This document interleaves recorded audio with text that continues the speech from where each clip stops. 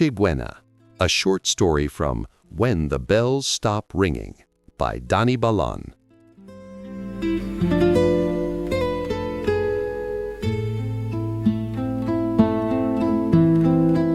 In Manila, Christmas is not a silent night. It is a symphony of firecrackers popping in the alleyways, karaoke machines blasting my way from open windows, and the sizzle of lechon skin crackling over charcoal pits. It is Noche Buena, the midnight feast where families gather to eat hamonado, queso de bola, and sweet spaghetti until they can barely breathe. But on the fourth floor of the public general hospital, the air was sterile and silent. Reya adjusted her face mask, the elastic band digging into the skin behind her ears. She checked the monitor. Heart rate, steady. Oxygen saturation, 96%. Her patient, Mr. Bautista, or Lolo Ben, as the nurses called him, lay perfectly still. He was a John Doe of sorts, admitted 3 weeks ago after a stroke. No emergency contact had answered the phone numbers in his wallet. He had been drifting in the gray waters of a coma ever since. Reya rubbed her eyes.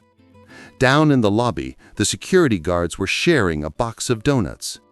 Outside, the sky over Manila Bay was flashing with unauthorized fireworks, bursts of red and green reflecting off the glass of the ICU window. Her phone buzzed in her scrub pocket. A video call from her mother in Batangas. Reya imagined the scene, the long table groaning with food, her cousins fighting over the karaoke microphone, her father slicing the roast pork. She let it ring. If she answered, she would cry, and she couldn't cry while inserting a catheter. She looked at Lolo Ben. He looked so small in the hospital bed, consumed by tubes and wires. The loneliness of the room felt heavier than the humidity outside. On Noche Buena, no Filipino should be alone. It was an unwritten law of the islands. Reya checked the clock. 11:30 p.m. Her break time. She could go to the break room and eat the cold container of adobo she had brought. She could scroll through Facebook and look at pictures of everyone else's happiness. Instead, she walked to her locker. She pulled out a small object wrapped in newspaper. She unwrapped it carefully. It was a parol, a traditional star lantern.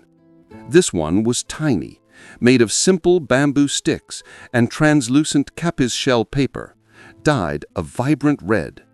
It had a small battery-operated light inside. She walked back to bed 4.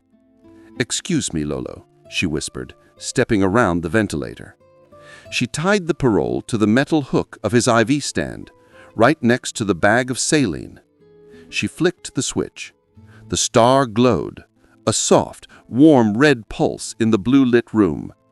It wasn't the giant, blinking LED lanterns that adorn the mansions in Makati, but it cast a gentle light on the old man's face, softening the harsh lines of pain and age. Reya pulled up a stool. She reached into her pocket and took out her phone, but not to check social media. She opened an ebook app. "You know, my Lola used to read this to me every Christmas Eve. I don't know if you can hear me, Ben, but just in case." She began to read. It wasn't a medical chart or a shift report.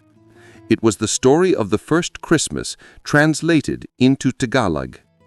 Her voice was low and melodic, competing with the rhythmic hiss of the ventilator. "Noong araw, sa bayan di Bethlehem." She read for 30 minutes. She told him about the shepherds and the star. She told him about the hope that arrives in the darkest part of the night. She held his hand, his skin paper-thin and cold, rubbing her thumb over his knuckles to generate warmth. Outside, the clock struck midnight. A roar of cheers went up from the streets below. Firecrackers exploded in a chaotic barrage. Noche Buena had arrived. "Merry Christmas, Lolo Ben," Reya whispered. She squeezed his hand. For a second, she thought she felt a twitch, a muscle spasm likely, But in the quiet of the ICU, she chose to believe it was a thank you. The double doors of the ICU swang open with a whoosh. Reya jumped, dropping her phone. A man was standing there, breathless, sweating, clutching a plastic bag and a travel-worn backpack. He looked exhausted, his shoes muddy, his clothes wrinkled from a long journey. He looked wild with panic. "Benjamin Bautista, this is my grandfather," he gasped. "I am looking for my grandfather." Reya stood up. "He is here, bed 4. The man rushed forward. He stopped at the foot of the bed, his chest heaving. He looked at the tubes. He looked at the machines. The devastation on his face was total. "I came from Bicol. The bus, the traffic, the ferry was cancelled. I thought I wouldn't make it. I thought he would be alone." He moved to the side of the bed and gripped the old man's arm. "Lolo, I'm here. It's Marco." And then Marco stopped. He looked up. He saw the parole. The little bamboo star was glowing steadily on the IV pole, bathing his grandfather's face in that warm, familiar red light. Marco looked at the lantern, then at the chair pulled close to the bed, and finally at Reya. He realized the room wasn't empty. He realized that while he was stuck on a bus praying to reach Manila, someone had been here holding the line. His shoulders dropped. The frantic energy left him, replaced by a profound grace. "You did this?" Marco asked, his voice thick. Reya nodded. He shouldn't be in the dark on Christmas. Marco reached into his plastic bag. It was a container of pancit noodles, cold now, traveling hundreds of miles. "I don't have much, but kain tayo. Let's eat." Reya smiled. It was the first real smile she had felt all night. "Opo, let's eat." In the sterile glow of the machines and the warm light of the parole, the nurse and the grandson shared a cold meal on top of a medical trolley.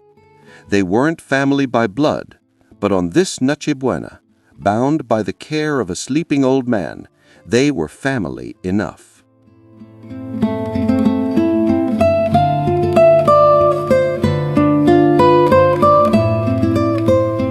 A prayer for the keepers of breath. Let us speak now to the sterile silence that hums beneath the noise of the celebration. Let us speak to the blue light of the monitor and the rhythmic sigh of the machine. To the rooms where the party does not enter, to the white sheets and the tangled wires, and the people who lie in the drift, untethered from the calendar, waiting for a voice to call them back or a hand to let them go. We are a world that loves the feast, the firecracker, the loud declaration of life, but we are terrified of the quiet pause that comes before the end. Let us confess the frightened truth to one another. We leave the sick to the saints. We tell ourselves that there are professionals for this, people in scrubs who are paid to touch the fever, to clean the wound, to watch the line go flat. We stay away because we are afraid that if we step into that room, the festive illusion will shatter and we will be forced to see how fragile the thread really is. We fear that the coma is contagious, that the silence will stick to our clothes. Let us ask for the strength of the night watch, the strength to sit in the plastic chair when there is nothing to do but be present, to read the story to ears that may not hear, to hold the hand that cannot squeeze back, to believe that the person inside the broken body is still there, deserving of dignity, deserving of a name, deserving of a holiday. May we honor the ones who stay when the world goes home, the ones who hang the lantern on the IV pole, the ones who whisper, "You are not alone," to a stranger. They're the proof that we belong to each other even when we cannot speak, even when we cannot ask. Let us learn the lesson of the ICU. We are all family in the face of the dark. When the titles fall away, when the history is erased by the stroke or the accident, we are just humans needing a witness. We are just travelers needing a star to guide us through the long night. So let us share the cold noodles on the metal cart. Let us break bread in the presence of the precarious. Let us refuse to let anyone drift away in the dark without a light to show them that they were loved. May the star in the window or on the metal stand burn bright enough to warm the sterile air. And may we find that in keeping watch over another, we are keeping our own humanity alive. The night is long, but we are here. We are here.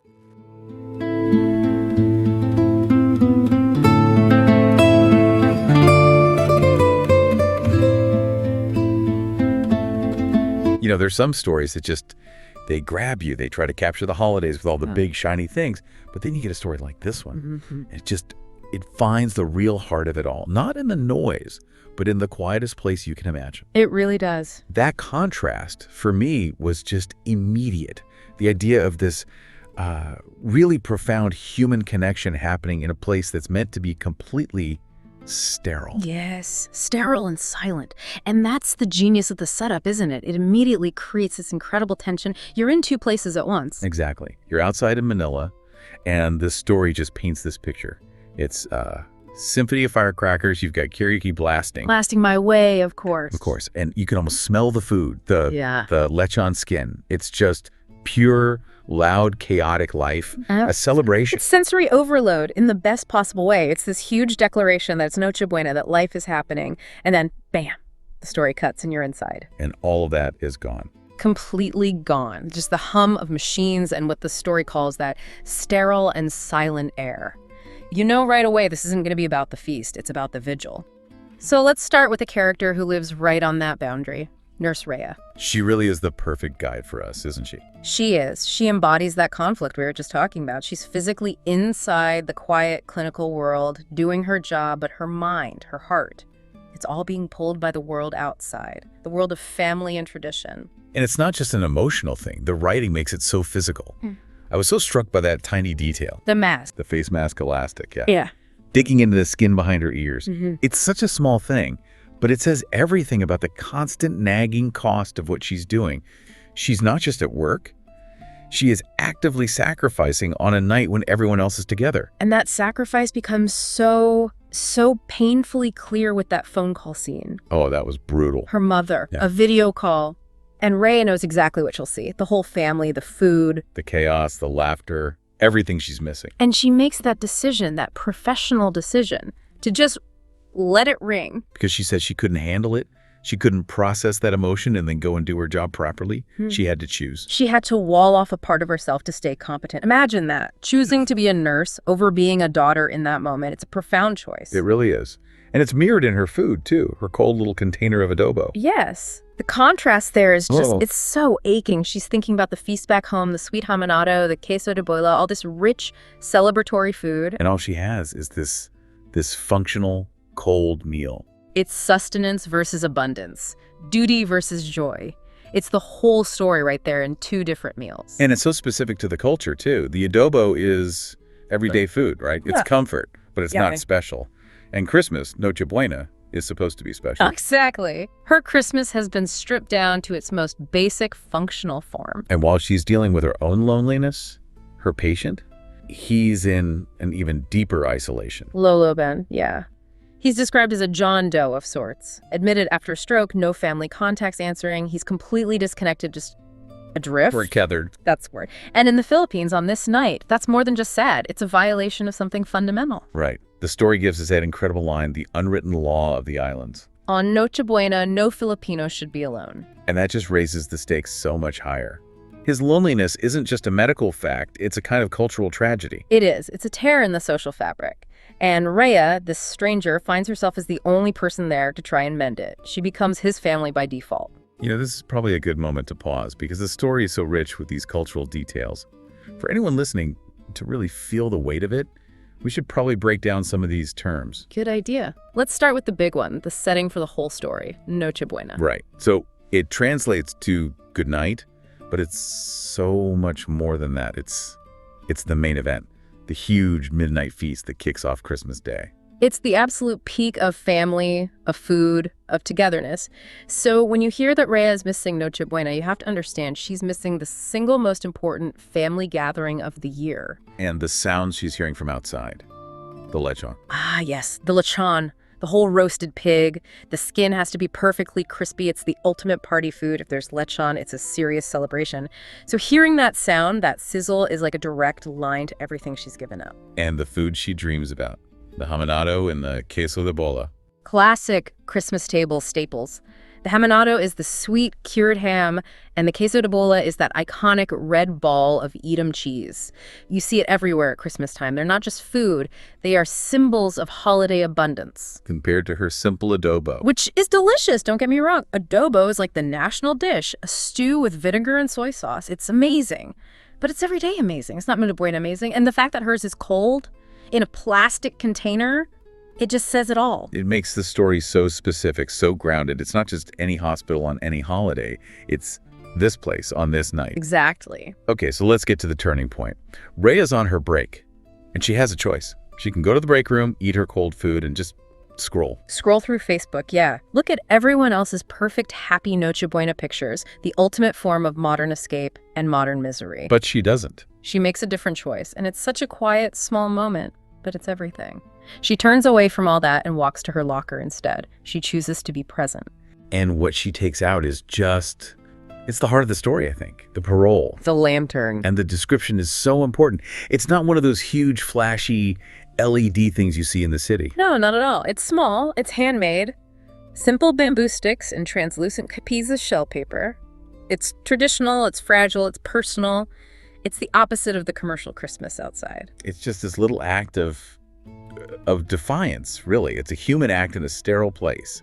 And she hangs it on the IV pole, right next to the bag of saline. I love that detail. She's literally tying hope to the machinery of life support. And then she turns it on, and the light it gives off, that's so key. It is. The story says the room is lit with this cold blue light from the monitors. That's the light of science, of clinical observation. It's detached. Emperor. It gives off a soft, warm red pulse. It's the color of a heartbeat, of warmth, of humanity. It doesn't get rid of the blue light, but it changes the room. It softens it. It softens the harsh lines of pain and age on Lolo Ben's face. It's like this little light is transforming the space. Yeah. From a medical bay into something else. A sanctuary. A place for a vigil. It's a visual argument that kindness can coexist with clinical reality. And that's when the vigil truly begins. She pulls up that plastic stool. And just that act, the prayer later reminds us, takes strength. Just to sit in that chair. She starts reading to him the Christmas story. Oh.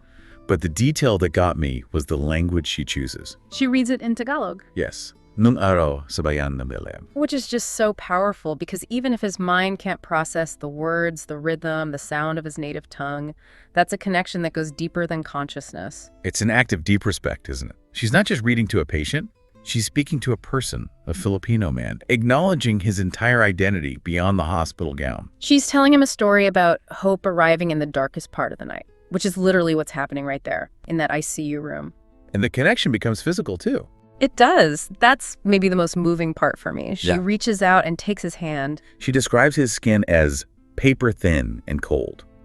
And she rubs her thumb over his knuckles, trying to create a little bit of warmth. In a world built on gloves and distance and fear of germs, that simple, direct human touch is just. It's a radical act of compassion. It's the most powerful communication possible in that moment. And then the clock strikes midnight. And boom, the outside world explodes, firecrackers cheering. Christmas has officially arrived in the loudest way possible. But inside, it's just silence. The contrast is deafening in a way. It's a heavy, charged silence. And in that silence, Reya whispers, "Merry Christmas, Lolo Ben."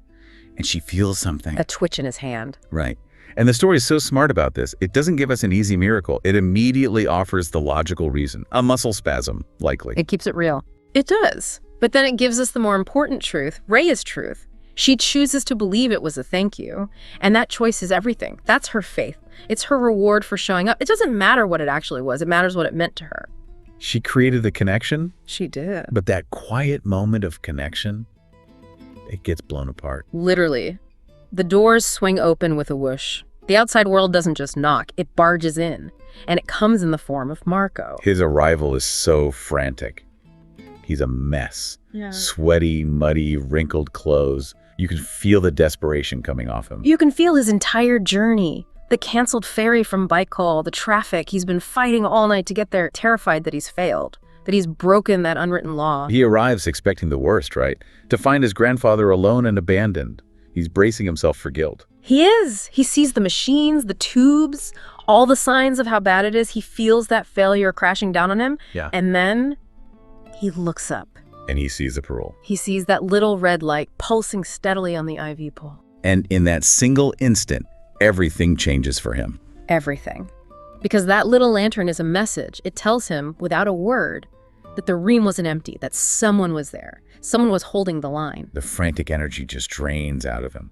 The story calls it a moment of profound grace. Which is the perfect phrase. It's this unearned, unexpected wave of peace and relief. And it's all because of Reya's tiny act of defiance. The parole becomes this bridge between them. And Marco's response is so instinctive, so human. He shares food. He pulls out this container of cold pancit that he's carried all that way. This is just beautiful. It's not a grand gesture. It's the opposite. It's two people, exhausted and lonely, sharing cold food that represents their struggle, their journey. It's an immediate act of kinship. And the words he uses, so simple. Kain tayo. Let's eat. I mean, in Filipino culture, that phrase, it's more than an invitation. It's an offering of community, of belonging. It's how you make someone family. And Reya's answer, Alpo, the respectful yes, it seals it. They're a family now, sharing a cold meal on a medical trolley in the glow of the monitors and that one little red lantern. The story says they are family enough. Bound by care, not by blood. That's it. It completely redefines what family can be. It's about who shows up. And that idea transitions so perfectly into the reflection that comes after the story, the prayer for the keepers of breath. Yes, it takes Reya's personal story and zooms out, making it this universal statement about how we as a society deal with sickness and dying. It sets up this powerful idea of the feasters and keepers. It does, and it's a sharp critique. It says the world loves the feast, the fireworks, the loud parts of life, but we are terrified. Terrified of the quiet pause that comes before the end. That feels so true. We celebrate life at its peak, but we kind of run away from the quiet, difficult parts. The prayer suggests we do it because it threatens our own festive illusion. Exactly, and it forces us to confront this frightened truth, which is summed up in that one devastating line: we leave the sick to the saints. What do you think that really means? I think it means we outsource the hard stuff. The real, messy, emotional work of caring for the vulnerable. We delegate it. To nurses like Reya, to professionals, the people in scrubs. Because we're afraid to get too close. We're afraid the silence will stick to our clothes, as the prayer says. And then there's that incredible metaphor. The coma is contagious. Wow. That line, it's not about germs, obviously. It's about something much deeper. It's existential contagion. Yes. We're afraid that if we get too close to that fragility, to that silence, we'll be forced to see it in ourselves. We'll be forced to admit that the person in that bed, that could be us. And that terrifies us. So we keep our distance to protect our own sense of being okay, of being invincible. We do. We build a wall around the feast to keep the vigil out. But the prayer is arguing that's a huge moral failure. But it's not just a critique, is it? It's also a call to action, a prayer for the strength of the night watch. Absolutely. It's saying that true strength isn't about being the loudest person at the feast. It's about having the quiet courage to just be present, to sit in that plastic chair. To read to someone who might not hear you. To hold a hand that can't hold yours back. That's the real work, the work of the keeper. It's a radical act of affirming someone's dignity. The prayer insists that even in that broken body, there is a person deserving of dignity, deserving of a name, deserving of a holiday. Reya didn't need to know Lolo Ben's life story. She just knew he deserved not to be alone. And that's what makes the story's message about Christmas so universal. It's not tied to one specific faith, really. It feels like it's for everyone. It reframes the whole idea. Christmas isn't just about the party. It's about the core story. Hope, a light, a star, arriving in the darkest part of the night. And Reya's little red parole. That's the star in this story. It is. It's the light that guides Marco back to a moment of humanity. The ICU, this cold, scary place, becomes a classroom. It teaches us that we are all family in the face of the dark. All the titles and histories fall away, and we're just humans needing a witness. That line is so powerful. And the final charge of the prayer is that we must refuse to let anyone drift away in the dark without a light. The light being our presence, our care. And it suggests that doing this isn't just for the other person.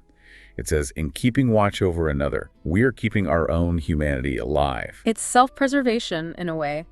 By caring for others, we save ourselves from becoming cold and distant. We keep our own hearts beating. The story doesn't end with a miracle cure. That would have felt cheap. So cheap. It ends with something much more real and powerful, just that statement of shared presence.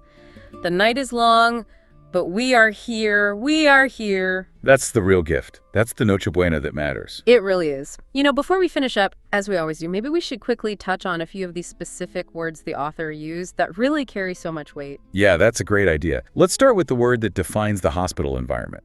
Sterile. Right. So on the surface, it means clean, which is good. But here, it's all about the metaphorical meaning. It means cold, empty, without warmth or life.